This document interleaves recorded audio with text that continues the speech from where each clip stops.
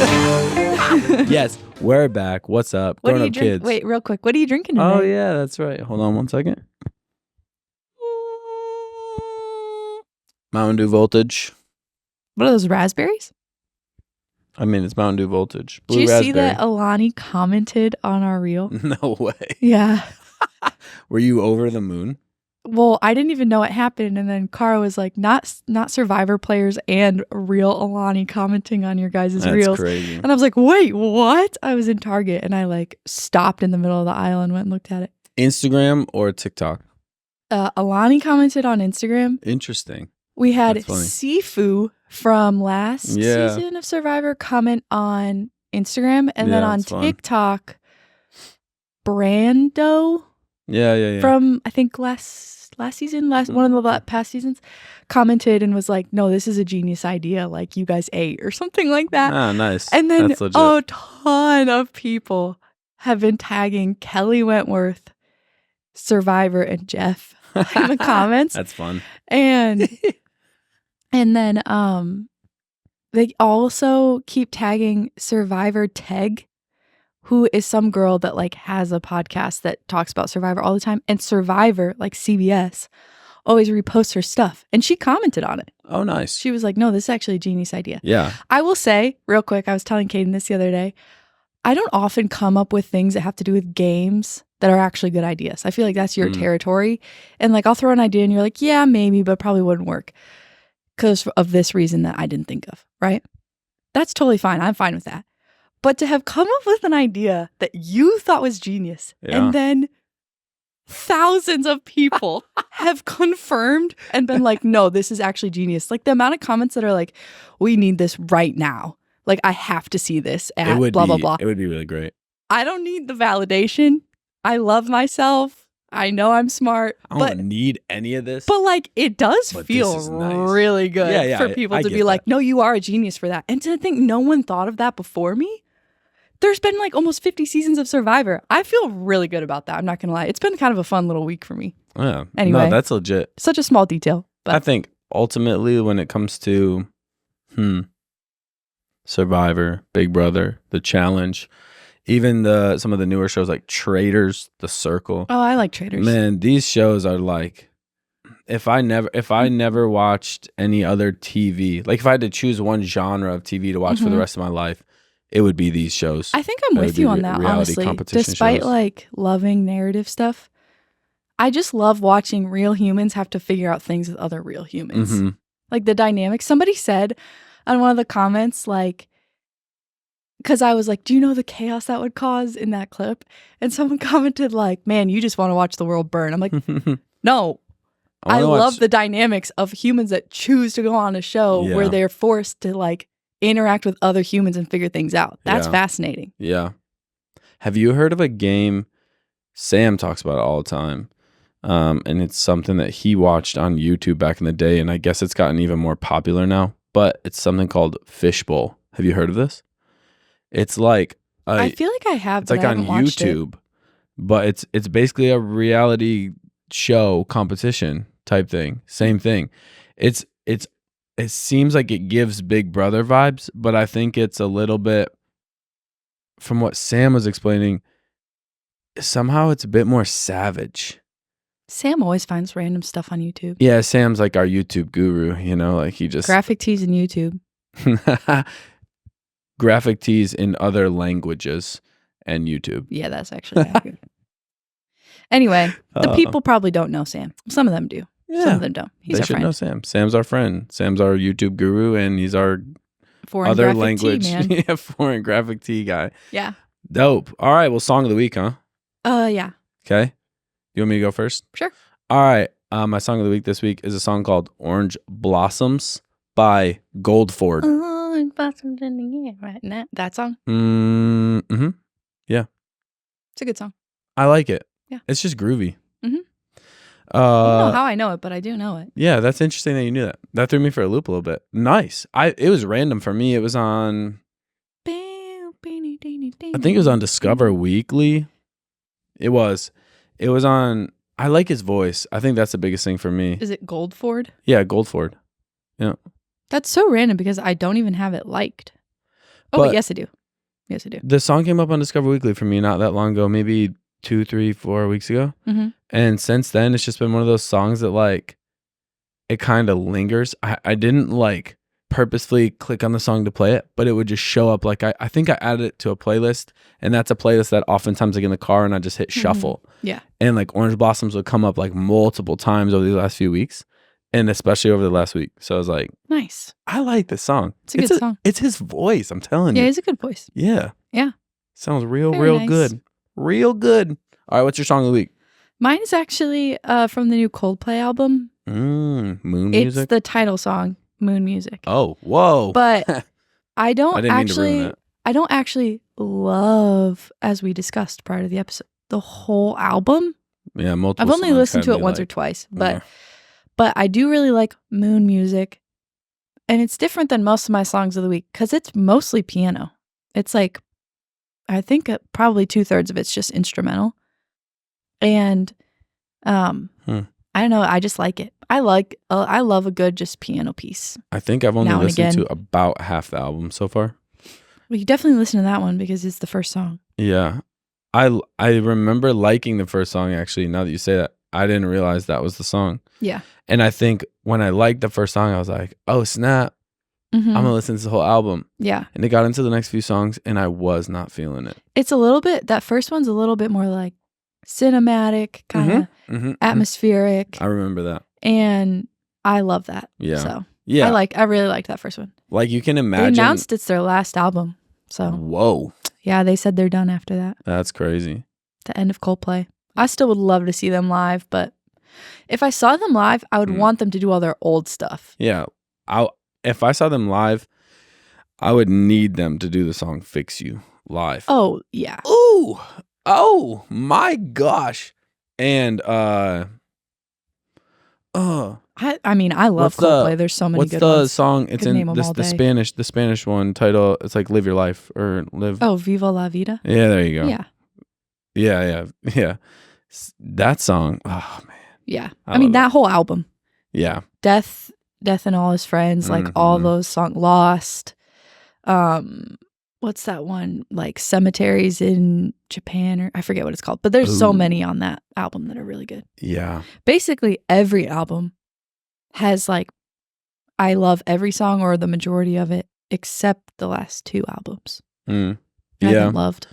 Yeah. There's too many bands like that, huh? Too many artists where it's know. like these last. I grew up when we were growing up. I was always listening to Lecrae and like a lot of like Christian rappers, because like there were some rules for us not to listen to certain types of music or to predominantly listen to Christian music or whatever. Mm-hmm. And so I grew up listening to these guys, and I just loved it. I felt like I related to their music so much. And then I don't know if I got older or if their music changed, or maybe a bit of both, right? But like Lecrae releases new music now, and it's no shade. He's so talented, it's crazy, right? So are all of them. But they release new music now, and if I'm just being real, like I'm not that excited. I feel mean or sad saying that, but it's just true. Yeah. You just kind of evolve. It is sad when you love a band so much and then they continue making music and you're like, I don't like it. I know. It's a bummer feeling because you think in your head, I love what you've done before. So I would just assume the rest of what you'd make, I would love because it would feel the same. I And then know. it doesn't feel the same at all. And This it's is like, a very where did we go wrong? this has to be a universally felt like concept. Yeah. I mean, Yeah. let me give you a very recent example. Not someone that like I love necessarily, but someone that I really like their music. Post Malone. Oh, yeah. I like some Post Malone. I don't listen And to then him this like, most recent exclusively. album. Not a fan.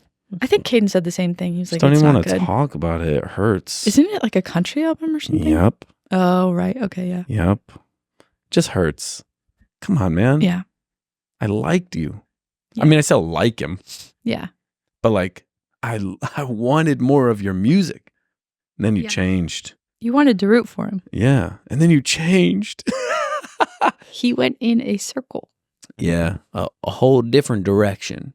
Yeah. Oh, I saw what you did Get there. it. That was good. That was good. My You brain did didn't at not catch up first. with that at first. Yeah, it took me a moment. That was funny. That was good. Thanks. All right. So dope.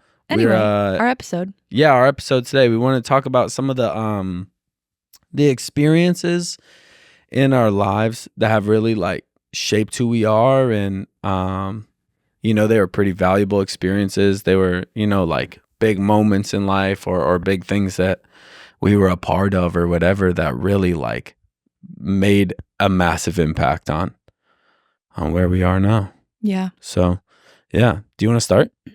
Sure. I wrote down a few. And to be honest, it was hard for me to think of ones because I don't feel like there's been stuff that's had like a massive impact on me. I feel like it's a lot of smaller things that have just like built over time.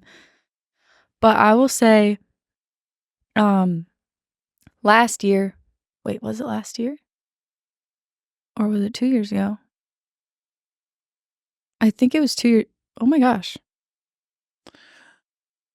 Last year. No, it was last year.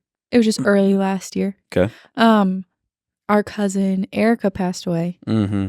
And Yeah. I was, at the time that she passed away, I was in ministry school out at Bethel. And to be honest, like prior to her passing away, I was already in like a weird spot. Like, I just feel like my relationship with the Lord wasn't bad, but I feel like the specific school that I was at, amazing in so many ways. Just certain aspects of it, I won't get in super deep to it, but like, I felt like it put me in a weird position where I almost felt like I needed to have a greater experience with God than I was having in order to justify like I am a spiritual person and I like am with with the Holy Spirit and all this stuff. Yeah.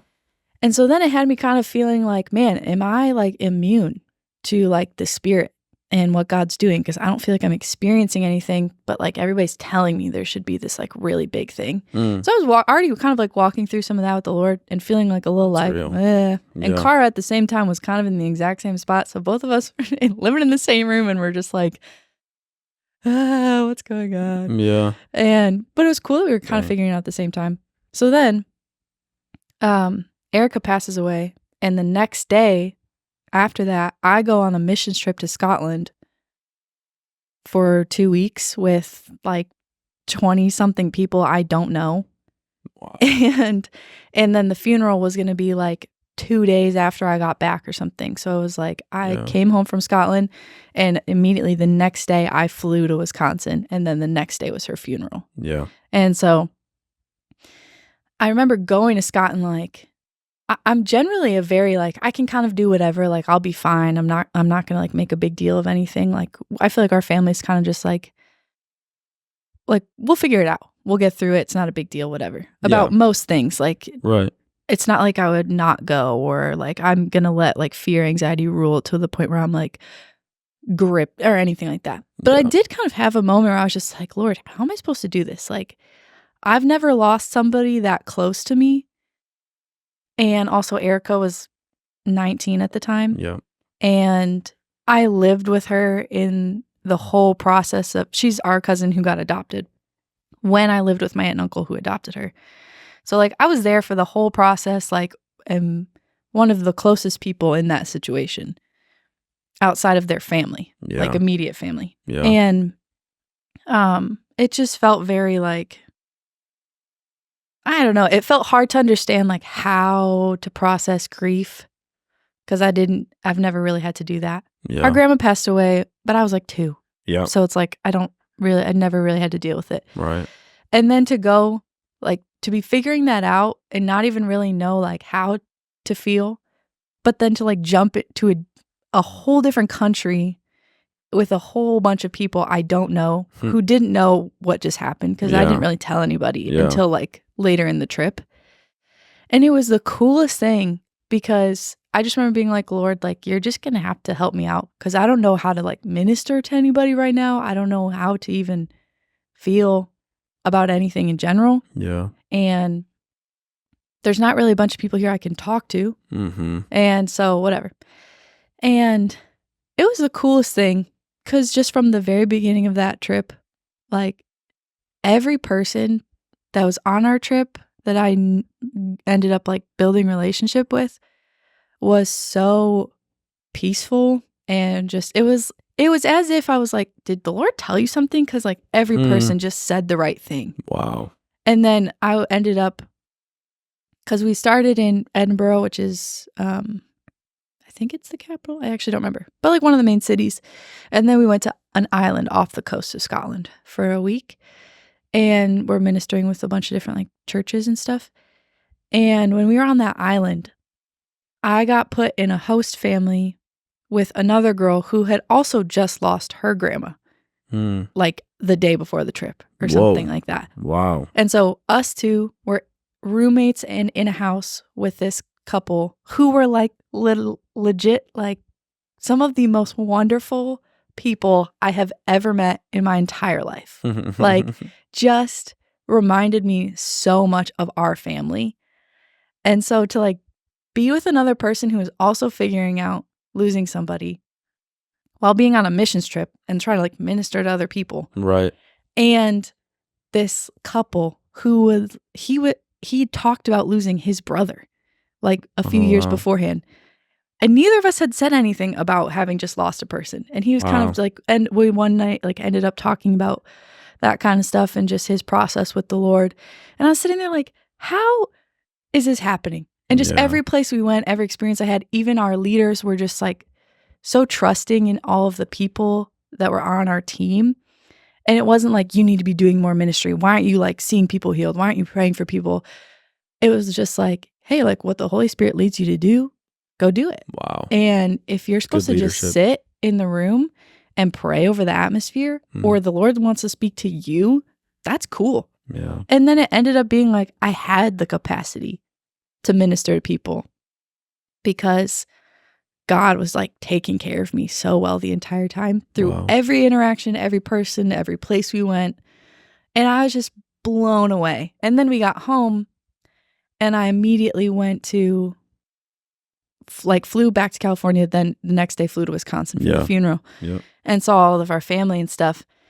And I don't know, it just felt like one of the first times where I like looked at everything that the Lord has done in my life leading up to that point and was like, wow, I can see every way that you have like weaved every situation together to like take care of me. Yeah. Or benefit me or love me really well. Like when they say like he goes ahead of you, obviously he doesn't make the bad circumstances happen, I don't believe, or like he's not like he's the one that caused Erica to die or anything like that, but he fully like went ahead of me when I went to that trip in Scotland, knowing like, okay, she's fresh off somebody passing away. Yeah. I'm going to set everything. It just felt like I was set up in the best way. That's awesome. And so that was like a huge thing for me too, just of in life in general, trusting the Lord, because I'm like, wow, like you knew everything I needed in every moment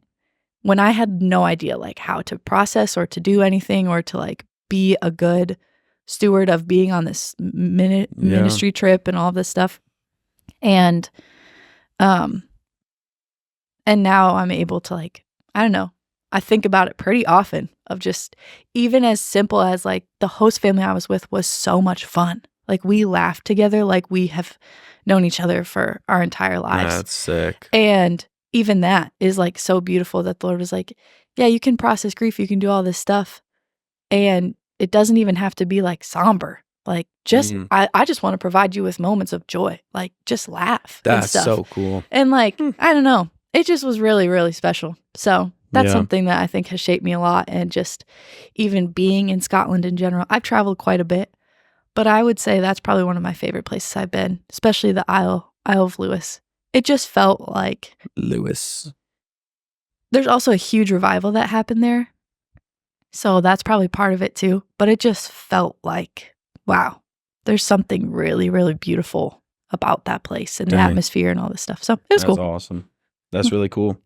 Yeah. I feel like I have so many things I could share. I know, that's so I try to narrow it down, but yeah, I think okay, so one of the experiences I had is just kind of shaped who I am and whatnot. I think this one's really big. This one was really tough for me at the time. So when I was in high school, I should say like sports has just been a big part of my life for, since I was really little, always been real athletic, fast, coordinated, blah, blah, blah. pretty like I walked into it, especially like at young ages when like everyone's developing. I was always like ahead of the people around me, so I would always develop a little bit faster in terms of like talent and skill in basketball, baseball, especially. So baseball really was like where it was at, and I was pretty freaking good for the majority of like my childhood and even into the middle school years and high school years. Like I was definitely above average. And so freshman year of baseball at a brand new high school in Saline, where I ended up graduating from, freshman year of baseball went pretty well. I think I was a smaller guy, always have been. So in terms of like not super like jacked or ripped or super, just like strong. So when, like I think when it came to hitting, it was definitely like the weakest part of my game. Went into tryouts for JV sophomore year and had worked on hitting and definitely improved. And then, like fielding, throwing, catching, quickness, position, all that, reading the game. That was always what I was good at anyways. I felt like I actually was the best version of myself as a baseball player I'd ever been. Went to tryouts as a sophomore and had a great tryout, like actually. Like it all went super well. And in the end, I got cut. Dead serious. To this day, I have no reason why. I sat down with the coach and he said, I just didn't see what I wanted to see out of you. And I couldn't make sense of that. And I'm saying this like actually objectively, like genuinely, and this is no shade, but like some of the other guys that made the team, even though they were my friends and we played freshman ball together, a bunch of the guys that made the team were better than me for sure. But there were a good chunk of guys that made the team that were not better than me, and they were not more versatile baseball players than me either. So it was like, maybe it was because I didn't pitch. I don't know. So it was frustrating. And to be perfectly honest, like I was pissed, especially like too, like for me at the time, my identity was in these things. So then now I'm with all my friends that like I made over the first year at this new school. And most of my relationships are based on me playing sports with these guys, and now I'm not. And so I felt like inferior to them. I felt like they saw me as like a less than version of myself, and it really shook my confidence and whatnot. So I was like, okay, well, maybe I can't rely on sports to kind of be like my thing the way I always have. So anyways, it ended up being junior year. I worked my butt off between getting cut as a sophomore for, in my mind, no good reason. I worked my butt off until junior year's tryouts for varsity. And I was like, nah, I'm making this team. Like, we're going to be good. I worked on hitting so much that like I actually got to the point I was hitting the ball harder and farther than I ever had. I had not gotten big by any means, but I had bulked up for Seth. I was like the biggest version of Seth ever, right? Strength wise. And I was like literally roping the ball better than I ever had. And I was feeling so good. Showed up at tryouts, day one. You play catch at the beginning of practice, right? Or a tryout or whatever. Like you play catch, you warm up your arm. That's a normal thing. Grab a buddy, start warming up. And I had one of the guy that I had like paired up with. He's a senior, and I don't know if I was a little intimidated or whatever, because he was kind of like one of the guys, like the face of the baseball team and all this stuff, and he was a year older. And I'm pretty sure, if I remember correctly, he played varsity as a sophomore. So this is now his third year playing varsity baseball, and I just looked at him as like, "You're really good. I hope you don't judge me. I hope you, like you just kind of have some of these thoughts, insecurities rolling around." And first throw, I went to just warm up. It's called the yips. And I went to warm up, and I've been playing baseball my whole life. I know how to throw a baseball my whole life up to this point. And I go to throw the ball to him, just warm up, and the ball goes, like, if he's there, the ball went way over there. To the right instead of straight, if you're listening. Yeah, sorry. You should know what I mean by there and there.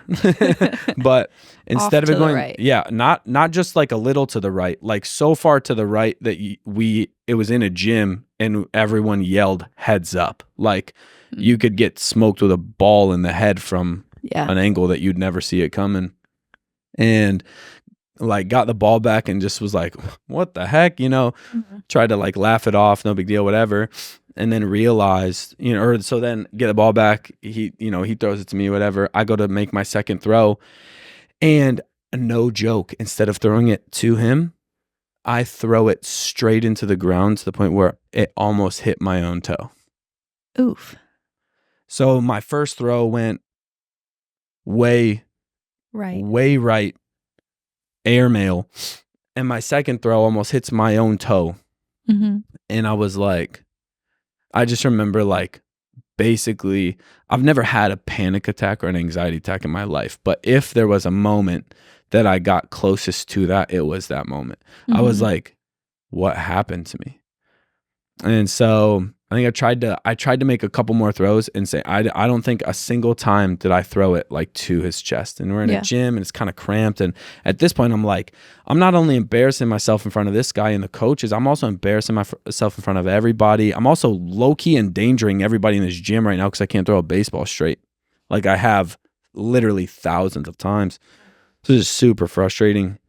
I end up getting cut, and like obviously, like if you can't throw a baseball, like that's a problem to be on a baseball team. Right. The yips is a thing. You can look it up. It happens for people in tons of different sports. In Ted Lasso, where like somebody says something about it, and they're all like, "Yeah, you don't say it." The funny thing is, someone on one of the reality shows that I watched, like it was either Big Brother or Survivor, someone was talking about having the yips, and I looked at Kiana and I was like, it's real. I know what he's talking about. There's been times where Kiana's like, I've never heard of the yips. I'm like, okay, just look it up. Like it's a thing. There's been Major League Baseball players, pitchers that get the yips and it ends their career. Like they can't throw a ball anymore. That's so random. Yeah. Weird. So there was actually a guy on the varsity baseball team that made the team that was a year older, and he got the yips when he was a sophomore, and he got over them and he was fine.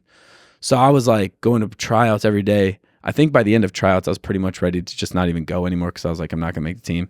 I don't remember if I finished the tryout or not, but I didn't make the team. And I think that was a point for me where I was like, I was locking in on something completely different in life from that point forward, which really turned out to be ministry and worship and drumming. And like, even though my heart, it like the fact that I wasn't focused on baseball, my identity wasn't in this thing anymore. It like opened up both my mind and my heart to just be like, okay, what else is there for me? Because clearly this thing that I've hung my hat on for years is gone. And it just was like this. I mean, it was just like when I was 12 years old, I heard God say like, I'm calling you to ministry. And I just kind of like let that go for a long time. And now all of a sudden here was this opportunity for this to be like at the forefront of my life. And I didn't have this distraction anymore. So it's just really cool. Like, even though I don't think God gave me the yips, because I think that'd be ridiculous. Right. But I do think I think he used something that is not his will for my life at all to experience that, but he used it for something that was so beautiful. So my life changed drastically. And then I found ways to make friends and identify with people and like drop those insecurities in ways that it wasn't any longer based on like my talent or skill based on something, but it was just like, hey, like this is my personality. And now I'm going to make friends. So it definitely changed me big time for the better, even though in the moment it was horrible. Okay. Pause. Quick pause. We had to take a break while I started crying. No, I'm just kidding. Wipe his tears. Oh man. Dope. Do you wanna share another story for you? Sure. It's funny. I think I'm realizing like most of mine have to do in some part with our Aunt Beth. Most of the ones I wrote down. But one thing I wrote down when I was thinking of this, is just such a small random little story. I don't even remember most of what happened, but I remember the significance of we were at Devil's Lake in the Wisconsin Dells area. Great place. And we a couple of times went camping with kind of our whole mom side of the family. And one of the times I was pretty little. I mean, I couldn't have been more than like 7 or 8, something like that. But we went, and I remember we were on a hike in Devil's Lake. And that particular hike was just so long. And I was also a kid, so it probably felt much longer. Wow, I remember this hike, and I loved it. Yeah, that It was was crazy. fun. It was It long. just was really long. Yeah, it was long. Took like and I literally the whole day. remember there was a point where I really had to go to the bath. Like I really had to pee. But I was like, I was being annoying with it with our mom. Like, she was like, just go in the woods and like you squat down and whatever. And I was like, no, like just whining and stuff like that. And Beth was there, our aunt. And I remember my mom was trying to get me to just go to the bathroom so I would stop being in pain and I'd stop talking about it. Whiny or whatever, yeah. And because we're like on the middle of a bluff, like there's no bathroom. Right. And I think the big thing, I used to always get so worried. I was always just afraid of people seeing me pretty much in any scenario. So I think I was more so worried like somebody's going to see me going to the bathroom or whatever. Okay. Something like that. That's what I was afraid of. and Beth was just like, I think she kind of stepped in because my mom was probably just at her wit's end with me at that point. And Beth was like, Jesse, like, it's totally up to you if you're going to have a good time or not. Dang. I don't remember what exact wording Beth chose. And I've since told her about this and she's been like, I don't remember that at all. But she was just like, it's kind of up to you if you want to have a good time. Like, we're here no matter what. Dang. Either you can just choose to go to the bathroom and get over it and we can all have fun together. Or you have the choice to keep whining and not go to the bathroom, have to go, and this won't be very fun. Someone needs to hear this. But right it's now. not anybody's choice but yours. And I don't know why. It might have just been because it wasn't our mom, so it's easier to listen because it's not your parent. Yeah. Or if it was the way I don't know what. But something clicked in me in that moment. Yeah. To where I was like, okay, I will choose to have fun. And so then I went to the bathroom and then the rest of the day was great. And mom was just like, oh, thank goodness. But I feel like I think about that often because I think that was one of the more pivotal moments that I can't even remember from being a kid where I learned a lesson. Yeah. But also it definitely was a moment where I made a choice and then have continued to make that choice throughout most of my life. Obviously, there's moments where I'm being stupid about something and then I have to make that choice. It's not something I always just automatically do right away. But just the idea that, it is fully your choice if you want to have a good life and have fun in the circumstance that's in front of you and what you want to do with the things that are there. Mm-hmm. That's your choice. Nobody's going to make you have fun. Nobody's going to make it a bad time. Somebody could be cussing you out and you could find a way to make it funny and have a good time, or you could find a way to let it affect your identity and take it personally and all this stuff. And in any situation, obviously there's some really severe situations where you do need help from other people or the circumstances just suck and whatever. But in general, life things, traffic, random annoying people, interactions, whatever. It's totally up to you to have a good time. Yep.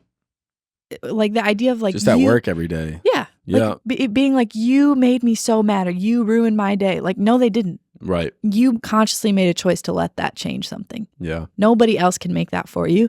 And so that was kind of the first time I understood that concept and then had to do something with it. That's so good. So, yeah. I love that. And now I feel in general, we are people that are I'm just going to enjoy life. Yeah. We've talked about that before. But yeah. Yeah. That's so cool. That's a great moment to remember too. Mm-hmm. Wow. We did a couple of camping trips to Devil's Lake, I feel like. Yeah. There was some other funny stories that came out of those. For perhaps a later date. Yeah. Or perhaps not. Perhaps never. Perhaps those won't be shared. No, I really can only think of one. But yeah, I think we're thinking of the same one. Yeah, it gotta be. All right. So, no, that is honestly, I'm being dead serious.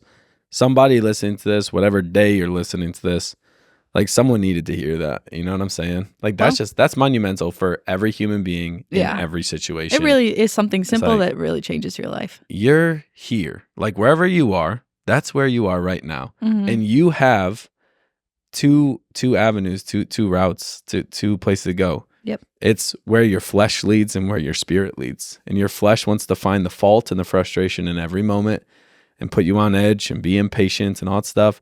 And your spirit is saying like, yo, like I'm with you right now. Some of your circumstances could suck, but the fact that I'm with you means we are going to make this fun. Yeah. There is going to be joy here.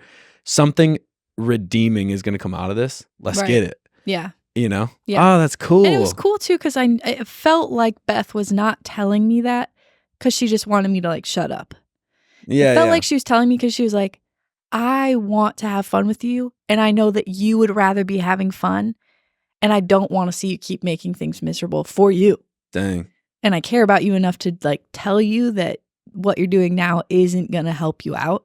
Dead serious? I'm going to use this. Yeah, it was really good. Because as a kid, like there definitely are moments where you get disciplined by somebody and you feel like you just want me to shut up because I'm making your life difficult. Mm-hmm. And you just want me to change my circumstances because it affects you. Yeah. But you're not telling me because you actually care about me. Yeah. I mean, we do that as adults too. But that was a moment where it felt like, and that's no commentary on our mom. Our mom is so loving and she definitely. Oh, for sure. That wasn't anything to do with her. But yeah. It just was a moment where it just a cool felt, moment. even as an adult, I can remember it feeling like you are saying this because you care about it for me. Yeah. Yeah, that's really cool. It was cool. It's like pretty wild to think about just the blessing of like how many adults, even beyond mom and dad, who are just so gentle and they're so patient and they're so loving. Mm-hmm. And like, even though they may have had their moments, they really have always been that way. Mm-hmm. And like to know how many adults beyond just the two of them have been there for us. Yeah. People in ministry. Yeah. I think of like Regina, and we brought her up on like the very first episode of the podcast, but I think of her like Regina and then like Lester and Tamara and just these different people that really like not just family members, like aunts and uncles too, and grandparents, but people in ministry and people that have just been there like throughout the years. Like, dang, it's pretty cool. Mm-hmm. It is. That's wild. What a moment. Yeah. I'm telling you, I'm dead serious. I really mean it. Like someone listening to this, the person listening to this right now, like you need to hear that. Think about how that affects your day right now, you know? So anyways, that was the definition of the perfect story for this episode, by the way. Well, that's good, because that was like my least thought of one. That was great. Right before we started. I think, I'll probably share one last one, and then that'll probably be the episode for today, huh? Cool. But I could go multiple routes of this. I have like 4 stories that I just feel like are right there of like they were pretty massive. I'm sure we'll do this again sometime, but yeah, we both have plenty. I could go for probably hours on just random things that have changed me. Yeah, even stuff that's not so deep and it's just really surface level and silly. But wow, that just gave me like 2 more ideas off the top of my head. It's crazy. I think you know what? I'm gonna throw out the playbook, and I'm gonna go with one that just came to mind because it's so great. Yeah, go ahead. But okay, so yeah, our family lives in Wisconsin. Our half of our family lives in Wisconsin in terms of extended family, right? Because that's where our mom grew up, and so pretty much all of our aunt and uncles for the majority of our life have lived there, and grandparents been there our whole lives on that side of the family. So we'd go out there once a year, sometimes twice a year, or like sometimes like family from Wisconsin will visit us. But those road trips to Wisconsin, and there was a few times where we did that where it was just mom, me, and you. Yeah, dad would have to work or something. Yep. Or he would come later or like leave earlier or something. Yep. And so it wasn't every time, because there was plenty of times where it was all 4 of us. But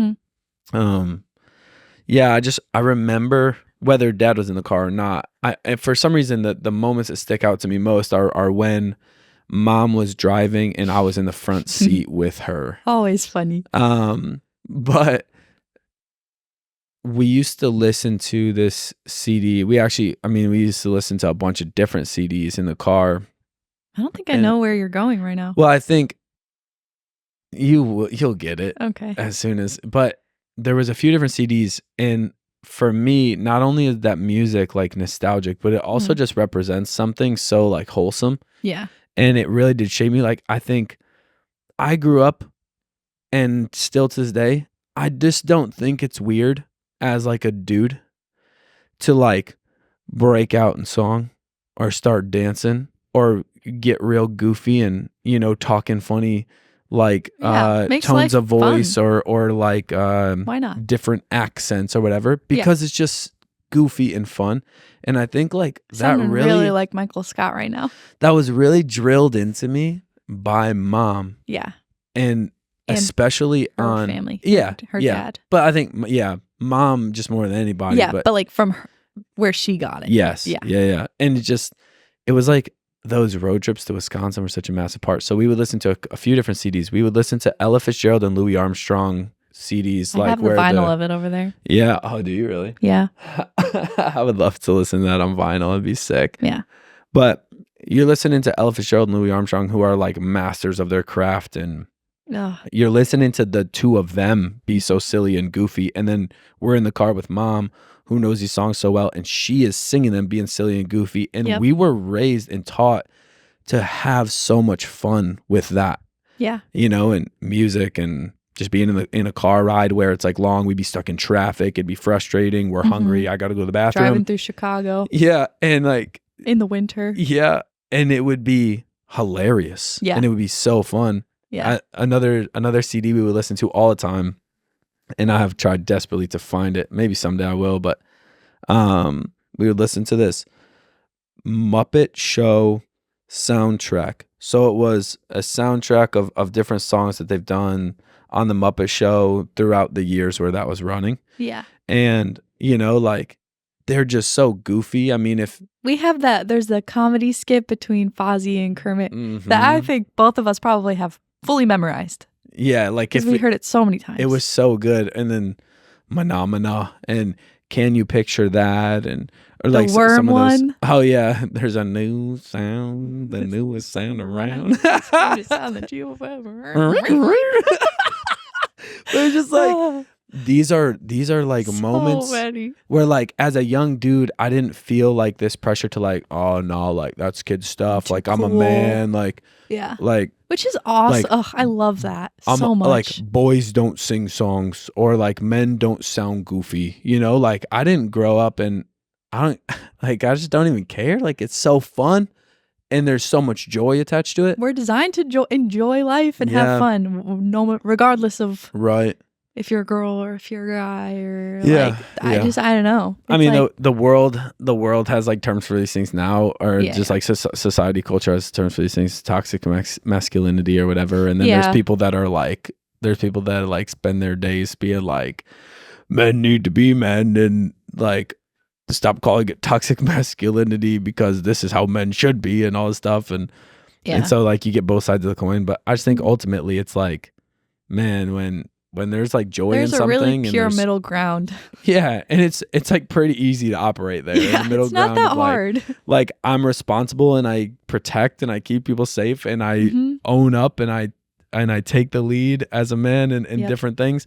But then also like I'm super happy to delegate the lead or step back when there's a female or a girl around that knows more. Like, and then there's also times where I just get goofy and silly and I sing, or I can do this and whatever, and it might not be the stereotypical like that's a manly thing to do, but then also it's like as a man, like being secure in my identity in Christ, actually the most manly thing for me is just to just have fun and live a life of joy. Yeah. Our grandpa was what a beauty. A carpenter. He was a painter. He was a father of 6, provided for their whole family. He was an incredible singer, like loved music, loved baseball, huge Cubs fan, like all these super creative, plays all these games, like can do all this stuff for building house, like all these things. Yep. It's all the same person. Like I don't know. He didn't ever like pinhole himself into like I have to just be this one thing. Yeah. He was just like I'm just gonna, and he was very much like his own person. Nobody was like him. No. And it was, and everybody that knew him loved him. I don't think anybody like disliked our grandpa. I mean, if they did, that was their problem. Yeah, like he was one of the most fun, animated, happy, like capable and you would hear people. him. And the best part is and we probably experienced this so much less than everybody else in the family, to be perfectly honest. But right, yeah, we would visit and like stay with them, and Grandpa's in the friggin' living room watching the Cubs by himself for a period of time, or reading a newspaper in the other room, or whatever he's doing in there.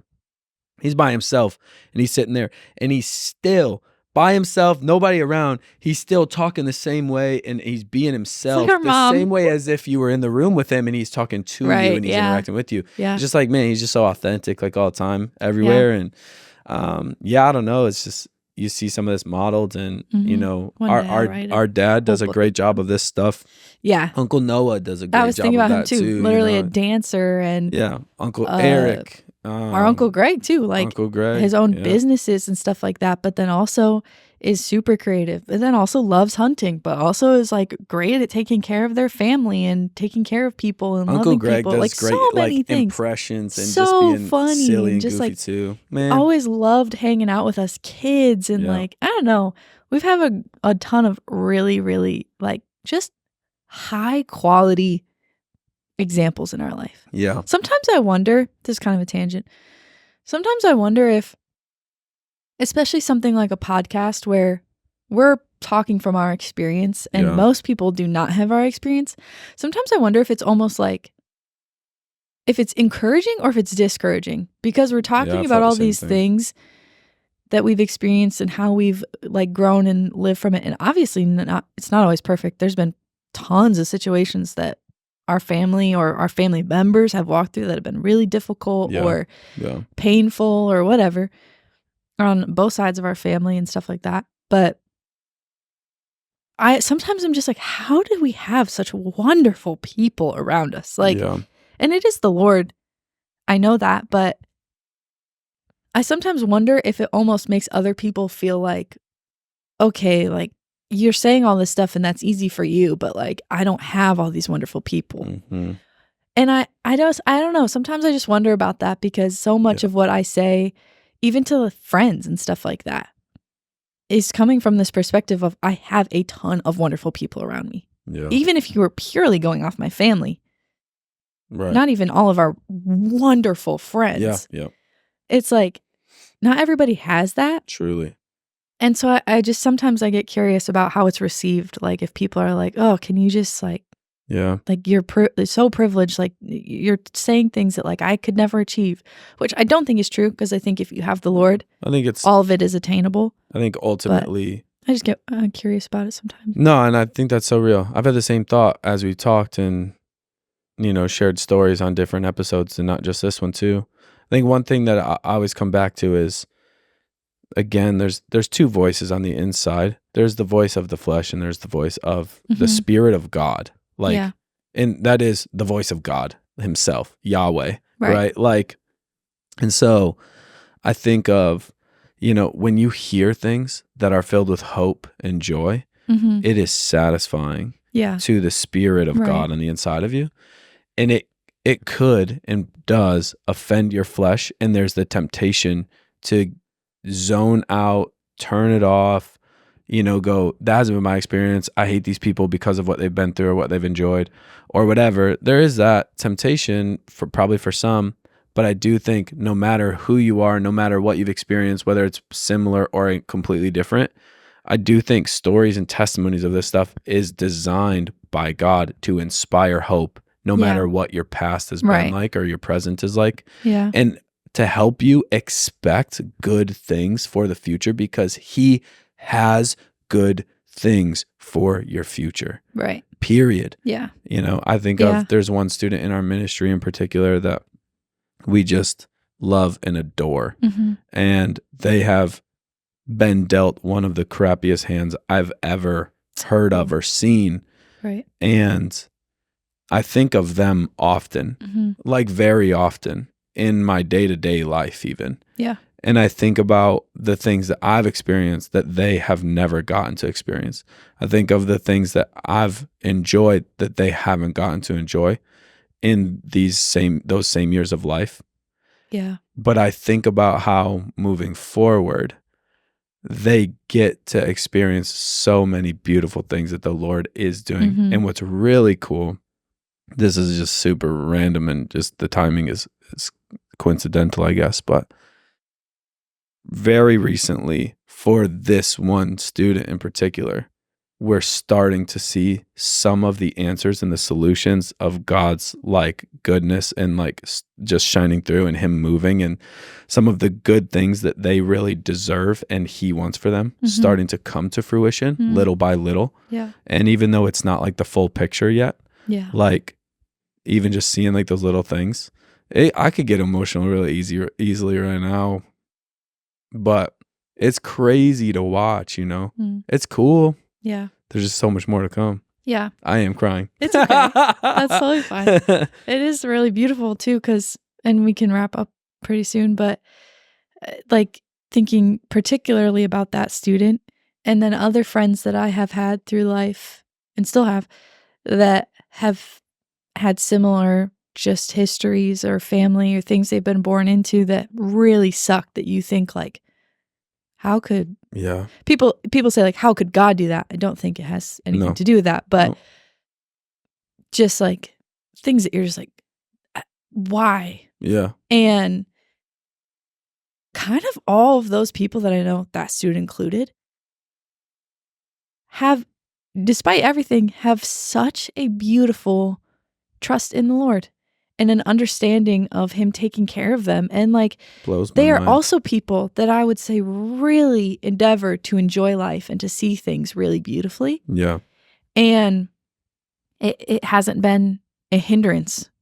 What should definitely, like by the world standard, be a hindrance and like would be every reason to be depressed and angry and anxious and bitter and judgmental and like even like maybe possibly to the extent of like not even wanting to live your life out and all these things is like not a thought to them. Or if it is, it's like for a second, because it's like, well, I know what I have in the Lord and I know who's taking care of me, which even that blows my mind, because we've had the privilege of growing up really, really beautifully and having all these incredible experiences. Definitely pain, definitely some heartache and stuff like that. There's relative to like our lives, but in general have not had to go through a lot of stuff that most people in life have had to go through. And sometimes I think some people look at it as like, well, you're just naive. Like you just are this or that. Like you just believe nothing bad will ever happen. It's not that I don't know bad things happen stuff, but I think I know who's taking care of me. And I think also the Lord desires for us to enjoy our lives and to be taken care of and to be protected. So why would I not walk in that if it's right there for me? Yeah. And so then to even see the people that it's a little bit more of a journey to get to that point, walk in that, I'm like, oh, that's crazy. Yeah. It's so beautiful. And it's just giving them even so much more opportunity to see the beauty of the Lord and just to see the beauty of life and abundance and all these things, which is, I don't know, just so beautiful. They are called promises for a reason. Yeah. You know, like he promised these things and he committed like in his love, he committed to these things for his creation, talking about God. Yeah. And so in the scenarios where we're not seeing or experiencing a manifested promise and like his best, seeing his will be done in a situation, like that's an opportunity for us to say, okay, not going to cling to the things that like have been a product of people's flesh.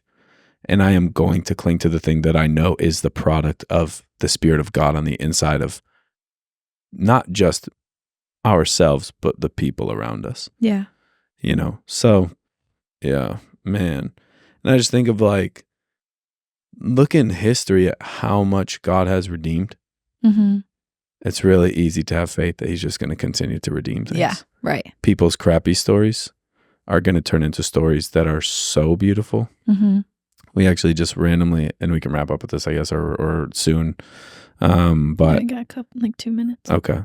So last week on Wednesday night at our church, our youth ministry, we actually joined like the rest of the service with all the adults that are there on a Wednesday night, and we did this service where we had like testimonies, and we heard people just talk about like their journeys, and the people that gave the testimonies were all like they called them elders. They weren't like elders like the elders of the church or whatever. They were elders, just like people that are older. So it was like funny. Older in age. Yeah. So it's more like, and not even all of them were like quote unquote old people. They're just older, right? And so, and there was this one wonderful woman that has been at our church for much longer than we have been there, and she gave her testimony and talked about, like what her life has looked like, and just complete despair, poverty beyond anything I can imagine, or poverty, just things that she endured. And when she was young, she's quite old, so we're talking about a very long life so far. Yeah. And abuse in every way, and just so much torment and lack, and just really sad things. And listening to this woman who's, she's got to be in her 80s or maybe even 90s, like, but listening to this woman joyfully tell the story and talk about what God has redeemed and the way that she has been able to forgive, like heart level, truly forgive people that wronged her and brought on a lot of that poverty, lack, torment, abuse, and whatnot. And some of those people even come to know the Lord before the end of their lives. Yeah. Like, it's crazy. Just there's nothing there is nothing that the Lord can't redeem, and there's nothing out there that the Lord isn't planning to redeem. Yeah. That's crazy. Right. Ugh. Yeah. That's super cool. Yeah. And it's such a gift to just like have so much time in life too. I feel like sometimes we want to go so fast, but also like there's so much time left, which is so cool. Yeah. And he can do so much stuff in that time. Yeah. Why are you laughing? Has random. Are we out of time? Like we have like maybe a minute. Okay, there was this one time at Cedar Point, me and Rocco were on Valraven, and we kept riding it over and over without getting off the ride because it was like a fairly slow day at Cedar Point. We rode it 10 times in a row without getting off the ride. It was sick. And for probably like 6 or 7 of those rides, there was this dude. He was there by himself. He was probably in his 50s, and he was just like this wild, crazy man. Crazy. And he kind of looked even pretty wild too. And every time on Valraven, it gets that part where it slows you down, and then you kind of go again before the end of the ride. He's like, he would always say, "We don't want to go slow." All right, wait. Oh, shoot, I can't remember how he would say it. I have to text Rocco. Ooh. But he would say something along the lines of like, "We don't want to stop. We want to go." Every time. And it just reminded me like, you're like, we want life to go so fast. And all I could hear in my head was like, this funny. Old dude going, "We want to go." That's hilarious. That is actually exactly it. "We don't want to stop. We want to go." That's exactly how I would say it. It sounded like a robot too. Sounds like he enjoys life. He does. But he's trying to zoom through life too fast. Yeah, sometimes you gotta slow down, man. Yeah. Anyway, hope this encouraged you. Yeah. And hope you had a great time. So Agreed. We'll see ya Next next episode. Sunday. Yeet.